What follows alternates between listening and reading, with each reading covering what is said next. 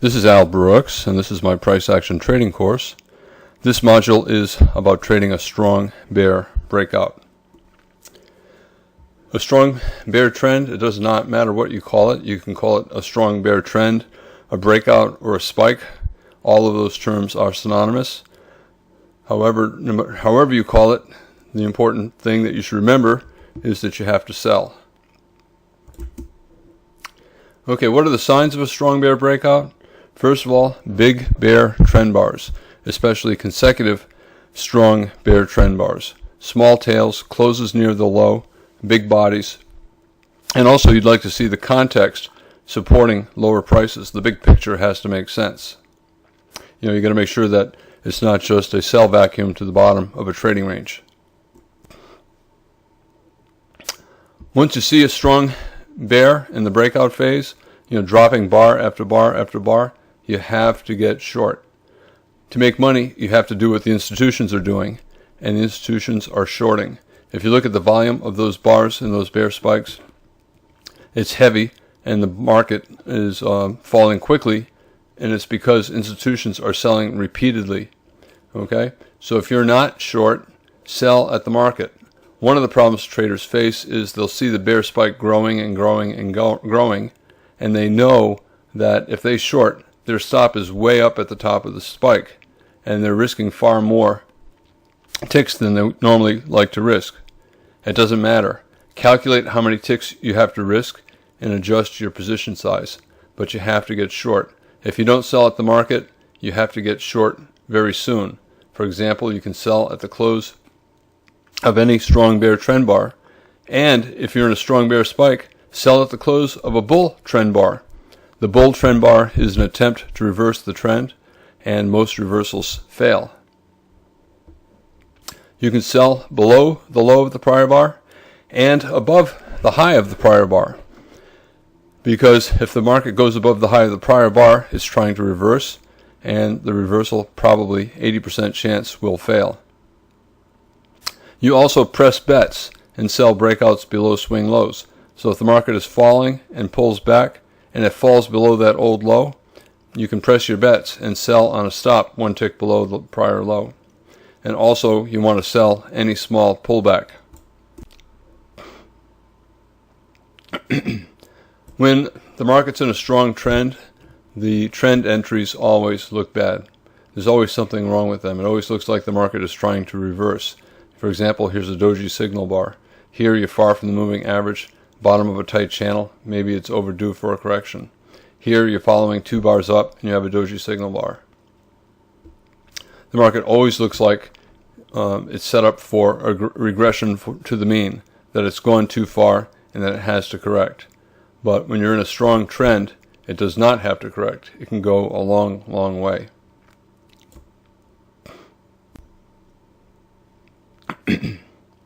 When a trend is very strong, one way you can enter is looking for a micro trend line failed breakout. So you look for a bear micro channel, you look for a breakout above the bear micro channel, and that sets up a low one short setup, and you can sell one tick below the low of the bar as the market resumes down.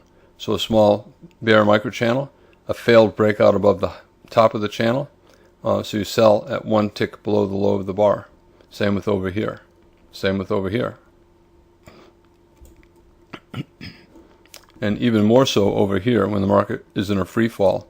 Yes, an attempt to reverse, but most reversal attempts fail, especially when the market is falling with consecutive bear bars and the bars are getting bigger and bigger and bigger. So you got a pullback, it breaks above the micro channel, and that sets up a signal bar for a short. Even though you have 2 consecutive bull bars, it's a reasonable short one tick below. Certainly for a swing, maybe for a scalp. There are stock replacement strategies for bearish positions, and if a trader finds that his stop has to be so far above his entry price that this position would be so small it's not worth taking, yet he feels the trend is strong and he wants to participate, he has a stock alternative. He has an alternative to his stock, and that is in the options market. He could buy a put, or he could buy a put spread. let's say he sold way up here and the market's way down here, and his stop has to be much higher up than what he is comfortable using. He could just buy back his stock, his short, for a profit, and then go ahead and put on an option position like buying a put or buying a put spread, and that will allow him to continue to participate on the downside.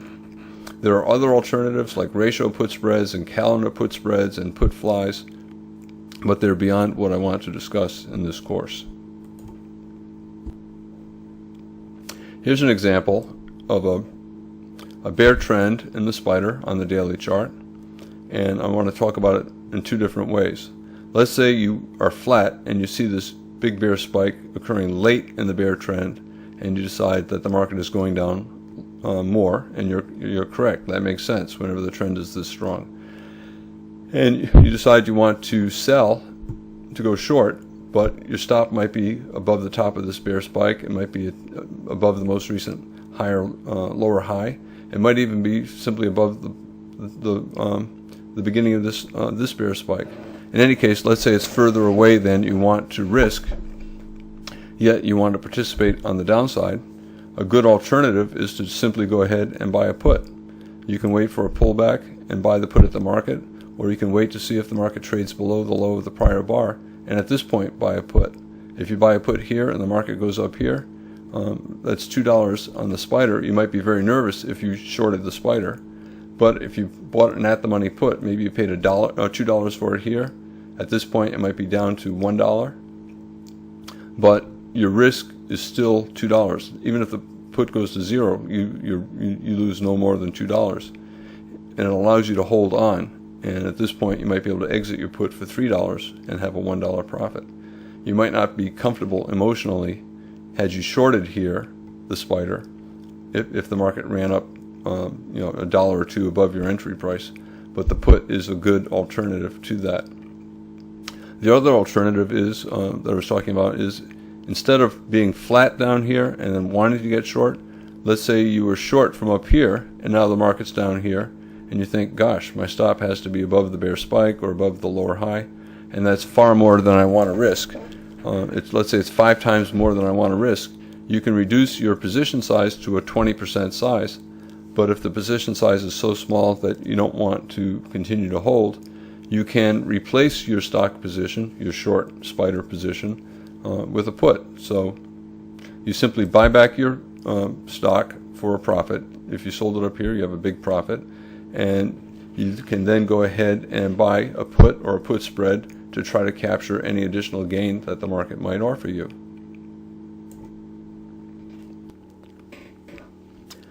Understanding breakouts and how to trade them is one of the most important skills you can develop as a trader. Breakouts, when strong and successful, usually have a second leg. So in other words, once the market breaks out, there's a pullback and then a second leg. And they often go for some kind of a measured move based upon the size of the spike or the size of the trading range from which they broke out. And breakouts often fail. And traders all the time have to decide what to do once they see a big breakout.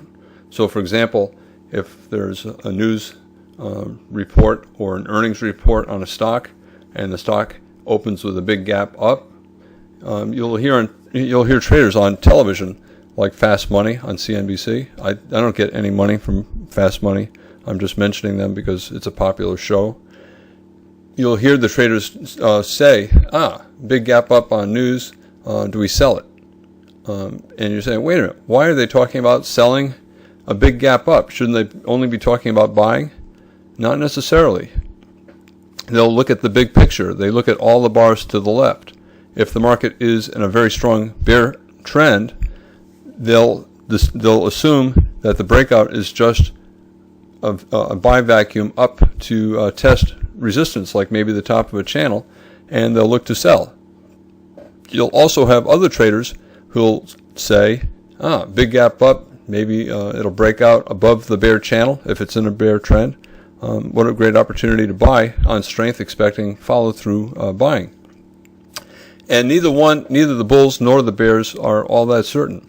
Remember, the 60-40 rule, most of the time the probability is between 60 and 40%.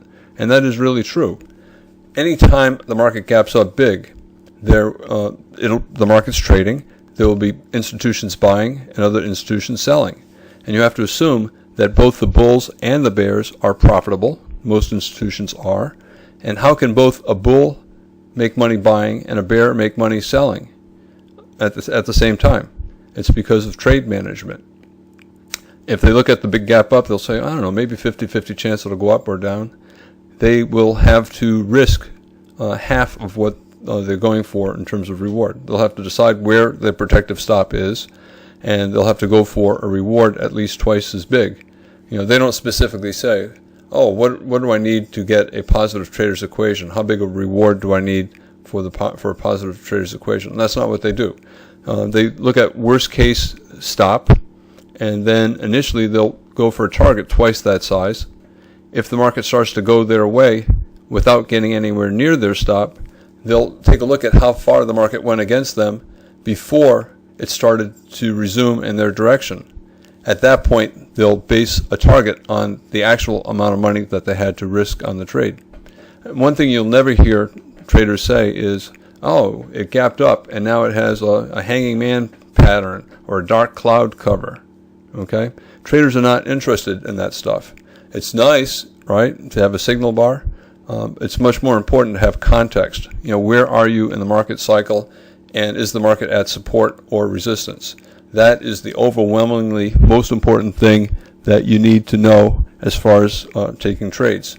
And then next, you have to know how to manage your trades. For example, when you take the trade, if you're very confident that the trade is good and that there'll be follow-through, chances are it will not go very far. So you probably have to scalp more, swing less, and go for a smaller target, maybe 1 times your risk.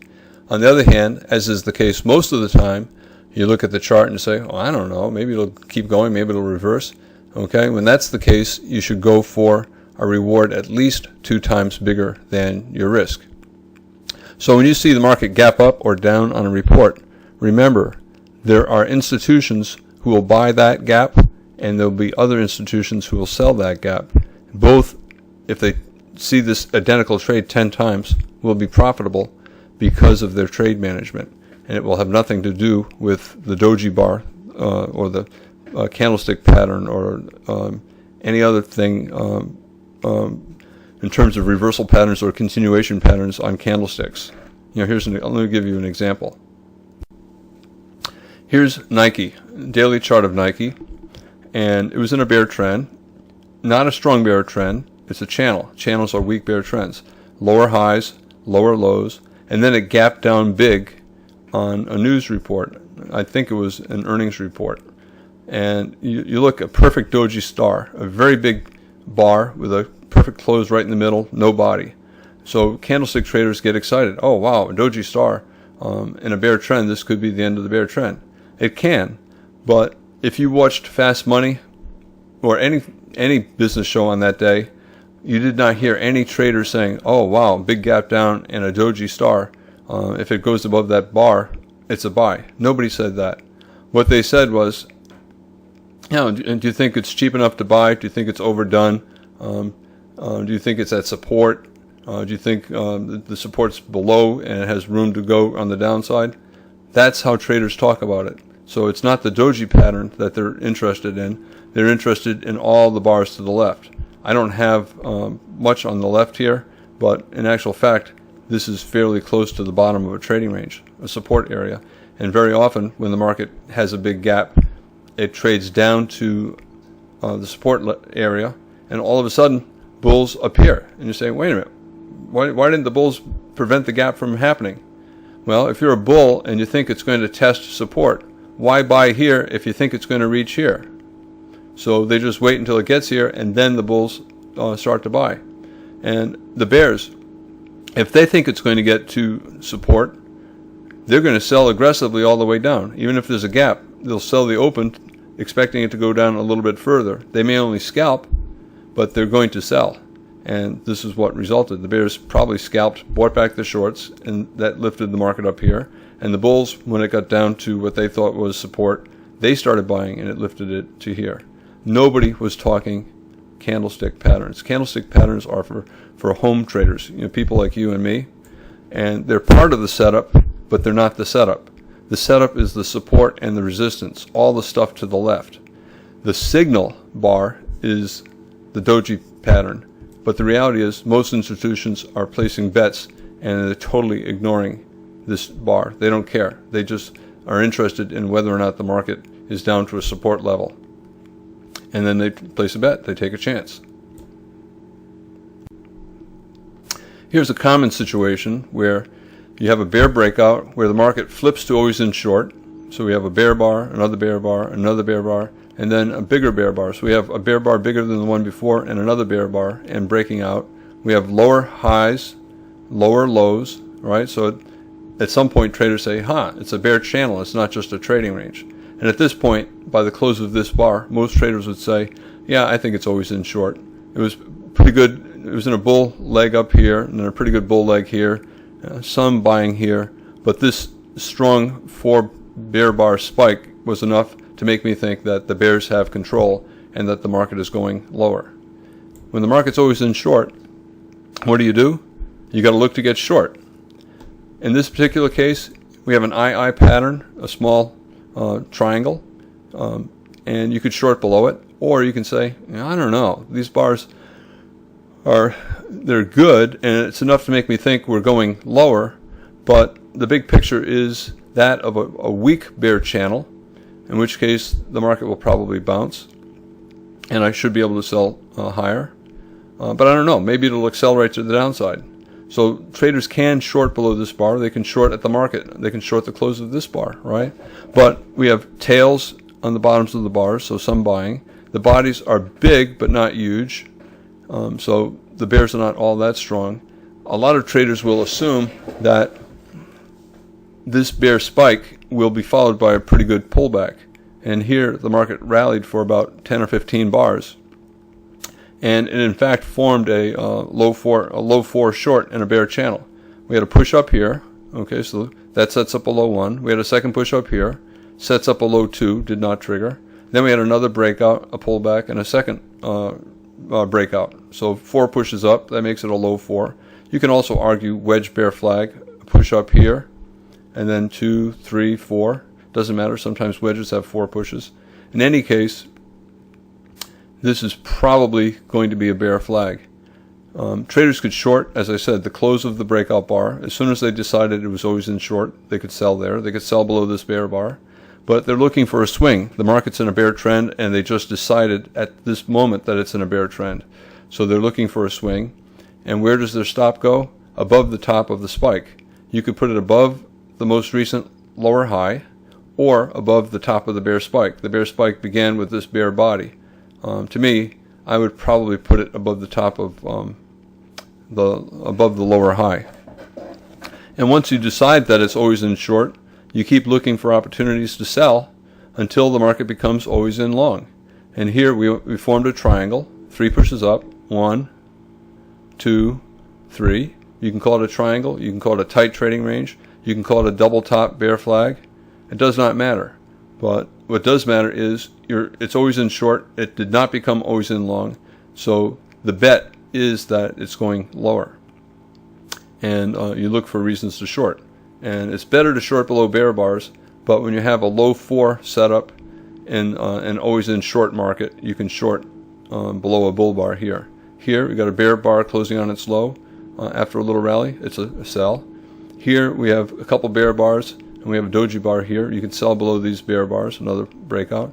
Bear bar closing on its low. After a pullback to the moving average, it's a short. Bear bar closing on its low, relatively big bar, that's a short. Another big bear bar closing on its low, that's a short. Even though it traded up here, it's still a short. And you trail your stops above the most recent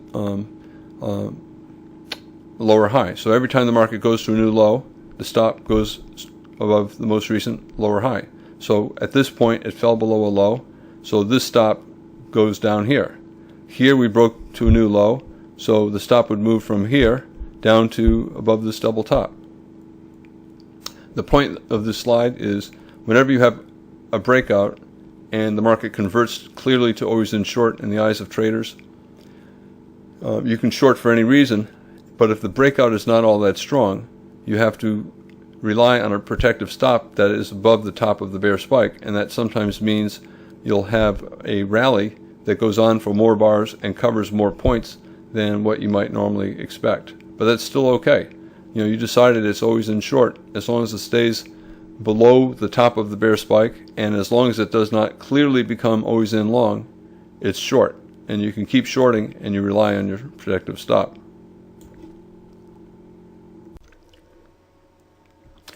As with any trend, you should try to swing at least part of your position, especially when the trend is very strong, when it's in its breakout phase.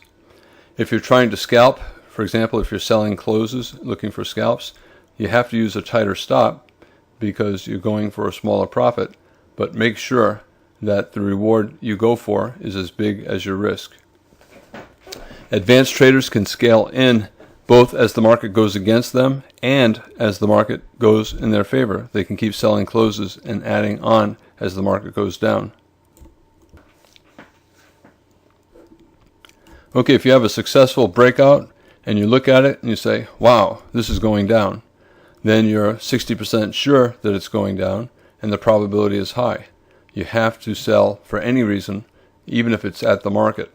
If you wait for a pullback, you may wait a long time and you may end up missing the best part of the trend. The market is just falling point after point after point after point while you're waiting for that pullback that will allow you in with a smaller risk. You end up missing a huge trend.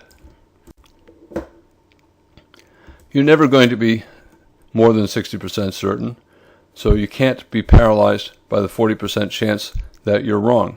60% is as good as it gets. And if you're going to be trading as a living and for a living and you see a 60% setup, you have to take it. Even if the risk is big, the stop is far. Trade small and take the trade and rely on the stop. Once you're convinced or strongly believe that the market is always in short, sell at least a small position, right? Just get in the market.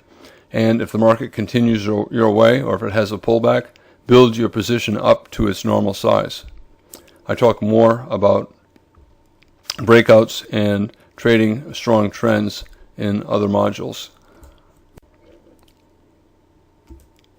So when you're in a strong bear breakout, the spike phase of a bear trend, one way to get in is simply sell the close of the bar. So if you have a bear bar and another bear bar, just sell the close, right? And put your stop above the top of the spike. If there's no pullback and the market falls quickly, 2 points, 3 points in the E-mini, scalp out part or even all, because your actual risk probably was small. When you start to see consecutive strong bear trend bars and the context is good for lower prices, you have to get short. You cannot wait for a pullback because the trend can go a long, long way. Here we have a very large gap up. First bar of the day closing on its low, and then we have two other bars with bear bodies. Here's a second entry short. A pretty good chance that it's a swing short. Possible that this is the high of the day. It's certainly a good looking bar and the context is good. A very big gap up, far from the moving average. And then when you see this very strong entry bar, had you taken that short, you look at this and you say, well, at a minimum, it should get down to the moving average. When you have a second entry short, both good looking bear bars, and you have a very strong bear bar breaking far below the low of the opening range, the market is going to go lower. Well, market's going to go lower. That means it's always in short. You sell the close, put a stop above the high. You're looking to say, well, that's 5 points away. I don't want to risk that many points in the E-mini. That's okay. Trade 1/3 size, trade 1/4 size, but trade something just to get short. All right, the next bar, what do you see? You see confirmation that the bears are in control. They were obviously in control of that first very big bear bar. And now we have another bar closing on its low, which is the follow-through bar. So we have follow-through selling after the original bear breakout. Well, I would assume the market's going lower. Again, sell the close.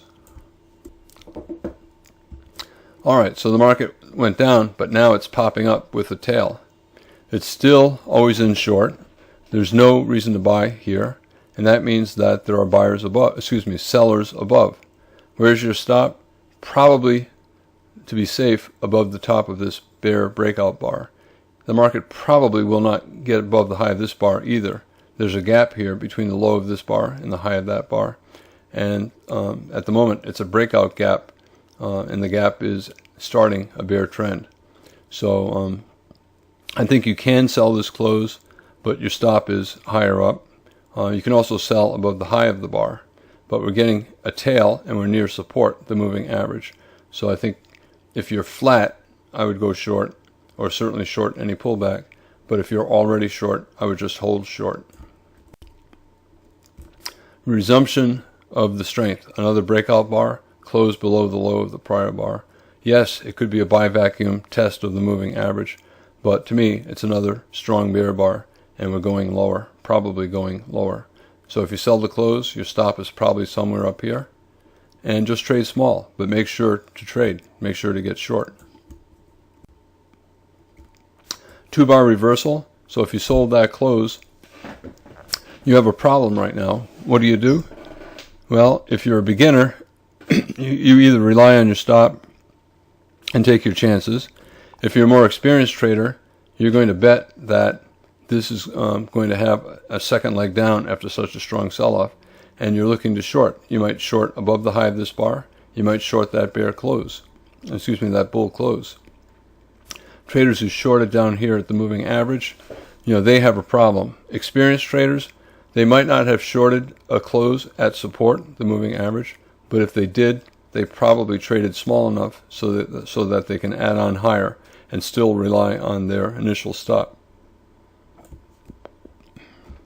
Better for the bears, a 2-bar reversal sell. We had a 2-bar reversal buy, but the context was bad. We're in a strong bear trend, so the market probably was going to have sellers above the high of any bar. If a trader's flat, I think it's reasonable to short below this, or they could wait. This is strong enough up, these 2 bull bars, so that we might go sideways. And this is what followed. Another bear breakout, another follow-through bar, another bear close, another bear close. Lower low, possible bounce here at the moving average. But through here, certainly sell closes. I usually don't sell closes if the market is at support. The market went sideways to up for the rest of the day, or for the middle third of the day, and then the bear trend resumed later in the day. We had another strong bear breakout. The follow-through bar, a doji. It had the minimum confirmation needed for a bear trend. It did not have a bull body. It was not a bull reversal bar. Next bar, bear body. Next bar, bear body. Yes, tails, so not strong, but still always in short, probably with a stop above the high of this bull bar, maybe a couple ticks above the bottom of this, above the high of this bear bar, maybe a couple ticks above the low of this bull bar. And you can continue to sell closes as long as the market continues to have consecutive bear closes.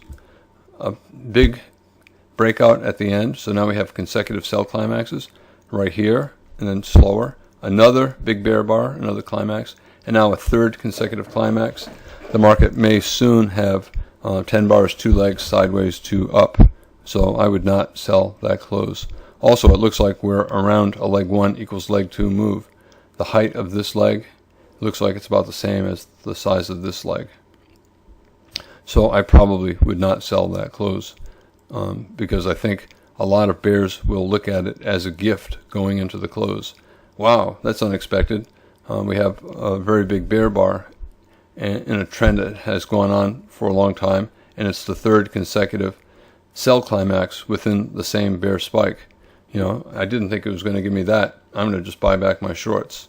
Aggressive bulls will probably buy that close for a scalp up to the moving average. So where do you put your protective stop when the market's in a strong bear breakout? Initially, if you sold below this bar, your stop is above its high. Once you had a huge bear bar, let's say you sold the close, let's say you sold here. At this point, you would move your stop to above the high of the strong bear bar. Another fairly strong bear bar, and there's a gap between this low and that high. Some traders would put their stop just above the top of this bar. It has a strong enough body, plus we have a gap, and the bears should try to keep it open.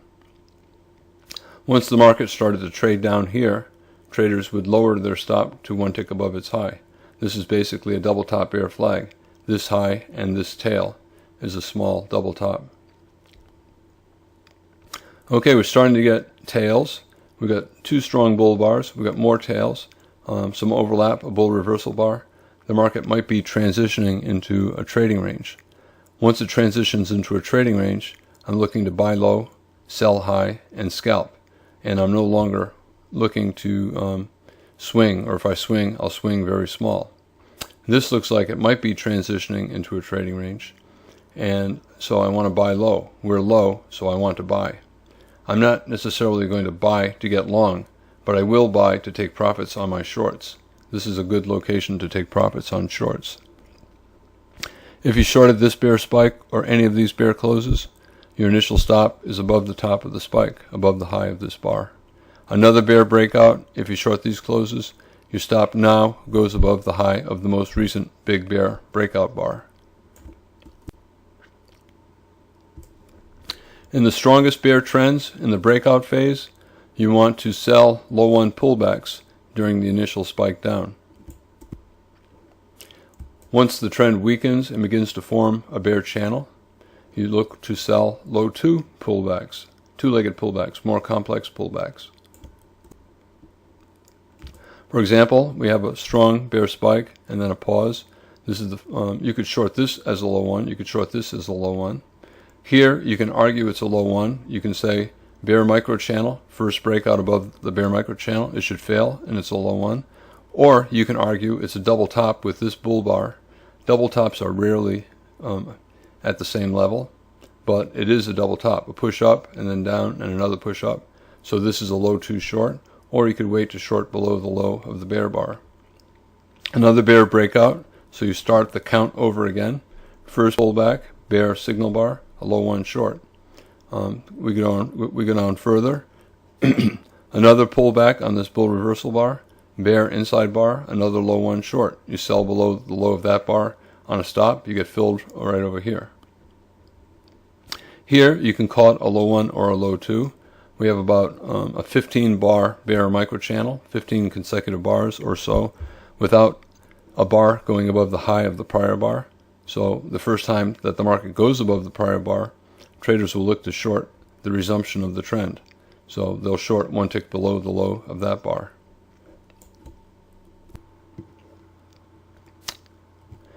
Sometimes in a strong bear trend in the spike phase of a bear, the breakout phase of the bear, there'll be a pullback, maybe a 1 bar pullback, forming a low 1 short. However, sometimes the low 1 short does not quite look right.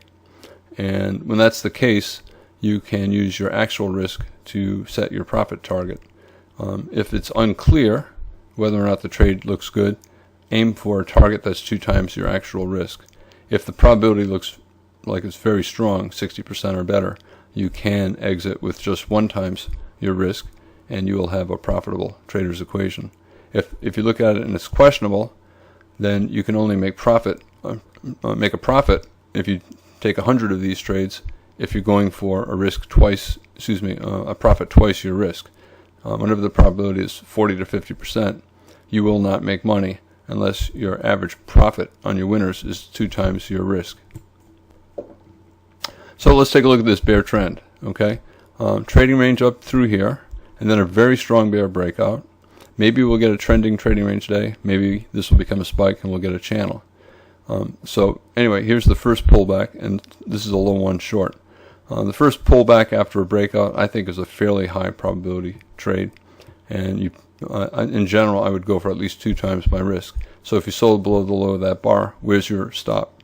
To me, if I'm taking this trade, my stop is going to be above the high of the bear spike, maybe the breakout bar here, or maybe the top of the lower high. So my initial stop is going to be the swing stop up here, and that means I trade it a little bit smaller.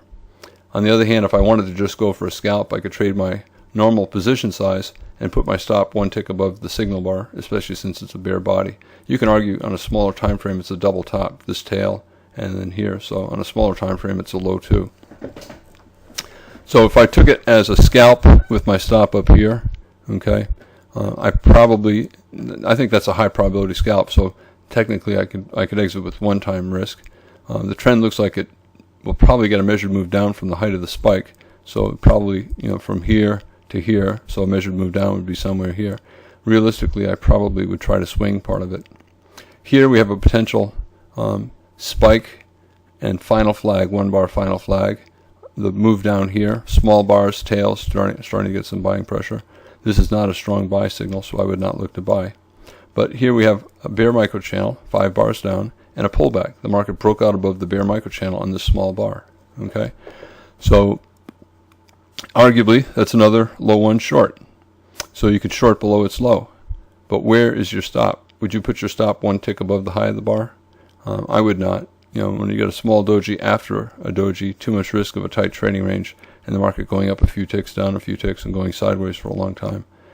So where's your stop at this point if you took this short? To me, the best stop is the swing stop. I think the market went always in short on this bear breakout, and as long as we stay below the most recent lower high, the market's in a bear trend and always in short. But you're saying, well, I don't want to risk, that's like, $1 in the spider. That's right, it is. It's a big risk. So if you take that short and you use the swing stop, you have to trade very small. If the trade quickly goes your way, you take your profit. If, on the other hand, it goes against you, as it did here, it triggered the short below this bar and then immediately reversed up. You would have been stopped out if you put your stop above the high of the signal bar. To me, I would not have put my stop there because, at a minimum, it might come up and test this high. We may try to form a double top bear flag at the moving average. Realistically, it's still on a short as long as it remains below the most recent lower high. So I would not put my stop there. I might put it, a few ticks above this bar because the bears should be able to keep it as a double top and below the moving average. But the ideal stop is either above the start of the bear breakout or a few ticks higher above the bear spike. So your initial stop is up here. Similarly, we have another bear breakout here. Okay, after a series of 4 bars, we broke to the downside. So we have a potential bull flag and double bottom, and instead of breaking to the upside, it broke to the downside. Normally, when the market does the opposite of what is likely, it usually has at least 2 legs. So there's one push, it should have a second push down. And so it's reasonable to short below this bull bar. The bulls see this as a consecutive sell climax, an exhaustive move. There's a sell climax, another one, and then this, and then this. So they see it as an exhaustive sell climax. They see a bottom of a channel through here. So they see a failed breakout below the channel and a reversal up. I personally would not take that long, although it could have been the low of the day and we could have traded up. On the other hand, I'm faced with this low one short. I think the odds are we'll get a second leg down because we should have tried to go more sideways here, and instead we broke to the downside. So the lower probability thing happened, and that usually means the market will have a second push. But let's say I took this. My stop is probably several ticks above the high of this bear spike. If we do reverse, the first target is the top of the bear spike. Normally the market goes a tick or two above and runs the stops and then enters a trading range. But let's say I took the short here. I could have used either the top of the bear spike or the most recent lower high for my stop. In either case, I'm risking a lot, so if I took this short and I was trying to get some kind of a swing, I got to use the swing stop here or here. And to me, the probability is not all that high at this point because of what I said. It could easily be an exhaustive sell climax and end of the move. I don't have a measured move drawn in here, but this could be a measuring gap. So we have an upper range measuring gap, and this is in the neighborhood of a measured move down from this high to the middle of this gap down here. That's around a measured move. The middle of the gap is from the low of this bar to either the high here or the high here, probably the high here. So from this low to that high, that's the gap. So the middle of the gap is around here. The measured move is from there to the middle of the gap, and you project down, it would come right in this general area. So that is support. So you're buying a failed breakout below a bear trend line. You're shorting a failed bear breakout below a bear channel, which and the market should reverse up. So it's a lower probability trade. So if you take it, you should be shooting for 2 times your initial risk, which is either the swing stop here or the swing stop here. the market continued up for a third push, forming a low 3 short, a wedge bear flag. You could add on to your shorts here. You could add on to your shorts here, assuming your position size is not getting too big. But in any case, initially, until the market starts to resume down, I think you're basing your profit targets on your initial risk, which is up here or up here. And this is what happened next. Okay, the market had a strong bear bar, so you could tighten your stop to 1 tick above its high, or 1 tick above this small wedge top. 3 pushes up. 1, 2, 3. So instead of your initial risk, which was above here, now you know that your actual risk was just 1 tick above the top of the pullback. So as this bear bar closes, you know that your actual risk was to 1 tick above its high. Had you had a stop above that high, and you did not know at the time that the market would turn down at this point, but if you had a stop there, you would not have been stopped out. So the minimum location, the minimum price for your stop, where you would not have been stopped out, turned out to be 1 tick above the high of this bar. So you actually only risked from your entry price 1 tick below this bar right here to 1 tick above this bar, and you knew that by the close of this bar. So you could set your profit target at 1 time risk, 2 times risk. I probably would go for 2 times risk, given that the 1 time risk is too small given the size of this trend. Okay, but anyway, you could take half off maybe at 2 times risk, move your stop to break even, and try to swing the balance. So you would have exited over here. Similarly over here, when the market started to turn down, we have a bear bar here, we have follow through here. So either on this bar or on that bar, you discovered that the actual risk for your short below here or your short below here was 1 tick above. Well, for your short below here, for sure, it's 1 tick above here. So you entered here, you entered right here below this bar, and as the market started to turn down, you would not have been stopped out had you had a stop 1 tick above the high of this bar. So you found out that your actual risk was just 1 tick above the high of this bar. Your entry price was 1 tick below this bar. When you took the trade, maybe a 50-50 trade, we may have gone sideways. You could go for a reward equal to 2 times risk. And you'll notice that very often when the market gets down to 2 times actual risk, you get profit takers. And that's what happened here, right? So you were not alone looking at actual risk. The same with over here. Here's your actual risk, entry price to 1 tick above the biggest pullback. And here's 2 times actual risk, right? And what happened? The market went sideways for 10 bars. That tells you that a lot of traders are doing the same thing. They're looking at actual risk and taking partial profits. And that is the end of my module on trading a strong bear breakout.